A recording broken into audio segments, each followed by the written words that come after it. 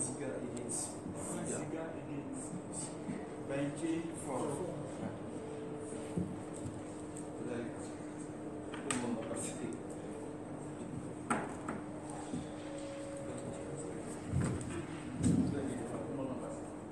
Good morning, dear members of the jury, and good morning, everybody.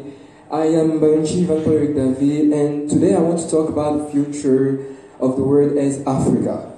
So, evolving and showing to the world its capacities, Africa is predicted to be the future of this world, and that is what I believe in, and that is what I will try to show you today.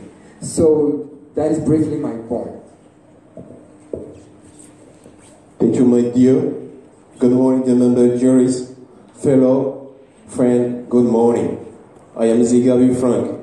Africa, Africa, my Africa. Africa of proud 30 years in ancestral savannah. Africa of whom my grandmother sings on the bank of distant river. I have never known you, but the blood of your, but I have your blood in my veins. Those were the words of David Job. But I'm sure that even if he was still alive, he will be crying, as this land of warriors has become land of followers. This is what I evoke to demonstrate today. Thank you. So, why is Africa the future of this world? Firstly, I want to say that Africa is the future of this world, talking about entrepreneurship. Entrepreneurship is the fact to create a society or enterprises to launch an economy. And you know, recently and for the past decades, Africa has faced a great and big and vast economic market. And you know what is happening right now? Young people and youth is working on entrepreneurship. And that is the point. We are a vast economy, enough vast and enough big for foreign investors and for young Africans. So, you know, having this kind of economy and market can lead Africa to being the future of this world. That is the first point, and that is the first reason for me why Africa will be tomorrow the future of this world. Africa as a land of entrepreneurs, is it sufficient already? Is it sufficient to be land of investors? What about indebtedness, which has become as a vicious circle for Africa? Indebtedness, bad investment, and gain indebtedness. Today you can see the actual, which has become now a tradition. China, Africa Summit, France, Africa Summit, always indebtedness. How can we go abroad? While some governors are making effort to make investment, others are making effort to stay, to build their own efforts. How can we go ahead with such kind of thing? It's impossible. So actually, I heard you talk about indebtedness, you know, and do you know that America, that is the second world economical big nation, like, I mean, on the economic market, we have China first and then America. Do you know that America is the most indebted nation on the earth? You know, having debt doesn't mean you will be poor. Or an economy needs debt and needs debt to functionate. So debt doesn't mean I am poor. And that is something that I want to say. And moreover, I want to talk about natural resources in Africa. You talked about Summit and France and China, and you know, these nations are seeing the potential in Africa, so they want to exploit it. And that is what I was thinking about. Youth is working on it, and nations are still working on it because they know the potential. Yes, I can share something with what he has said. The fault is not indebtedness, but the fault is the use of this indebtedness. Okay, it's not sufficient to make investment and go again take indebtedness. You are in what I say a vicious circle. So now African culture, what has become of it, is as if we are living in a society which has lost its soul. respect of the wife for the husband, lost.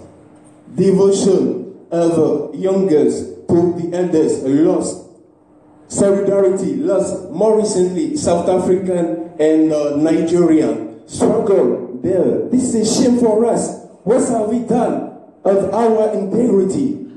My heart is healing. So you're talking about the problem of culture, but I want to index the problem of culture in Europe and in America. Do you know racism? Do you know racial violences?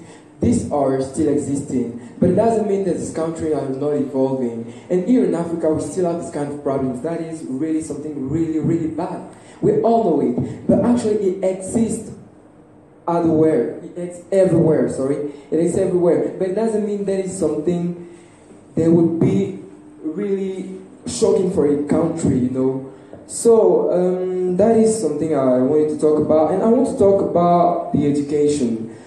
You know, the education in Africa has been progressing since the past few years, and actually we are talking about LU University and ENCO International that is delivering the International Baccalaureate. So with ENCO and LU, don't you think that education in Africa is progressing and that Africa tomorrow can be a leading point? Sorry to say you that, no. No and no. For me, education in Africa is scared right now. It's as if Africa train is youngsters to serve Europe, to serve Western countries. Even you. Who here doesn't want to go abroad? This is a problem.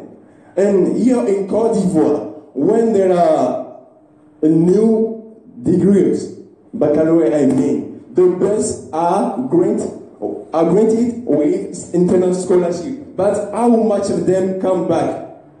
Governors grant scholarship, but they don't watch if the students will come back to boost economically the different country. Let's take the example of Thiam, which considered as one of the brilliant economists of contemporary world, is working for services. But so, you were talking about people going and not coming back. I want to talk to you about Stanislas Zeze, a brilliant economist who went to America and came back. I want to talk to you about Alassane Ouattara, who studied over there. I want to talk to you about Melian, the biggest millionaire in Mali.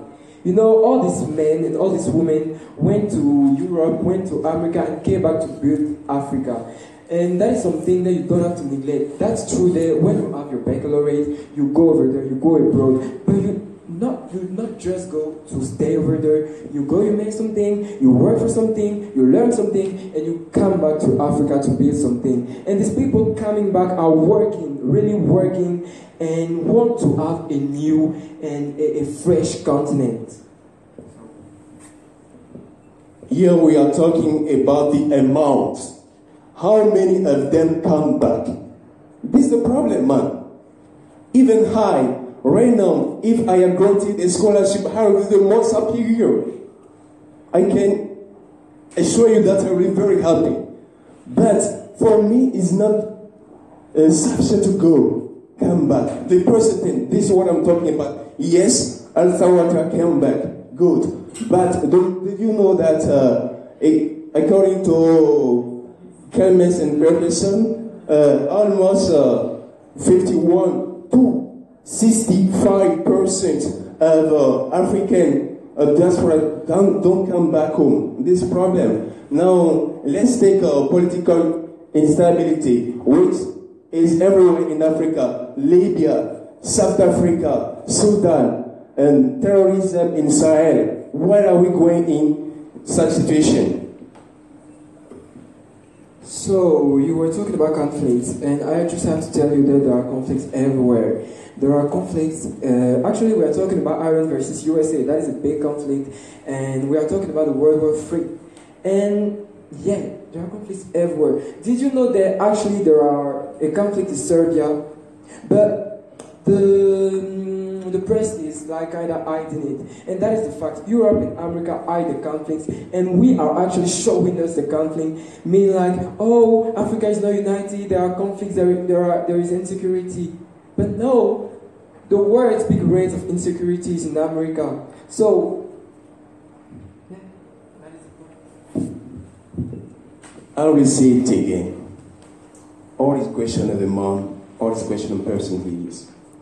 Yes, there is instability or political instability everywhere. But here in Africa, it's as if it's our patient. Morning work, afternoon starvation, evening problem. It's as if we cherish it. This is what I'm defending. You see, we have to go to change our way of seeing things. We have to cherish our land. We have to take into account that Africa, yes, can go ahead, but this is not the situation. Manpower, almost all African youngsters are willing to go there, even dying, as our fellow said right now, more recently, died through how to go, trying crossing, yes, or even crossing seas, trying to go abroad. This is hard. So, after all the things said, I think that is over for me. And I just want you to trust your Africa. I just want you to build a new Africa, like kind of able to face all the difficulties we experimented. So I think that is over for me.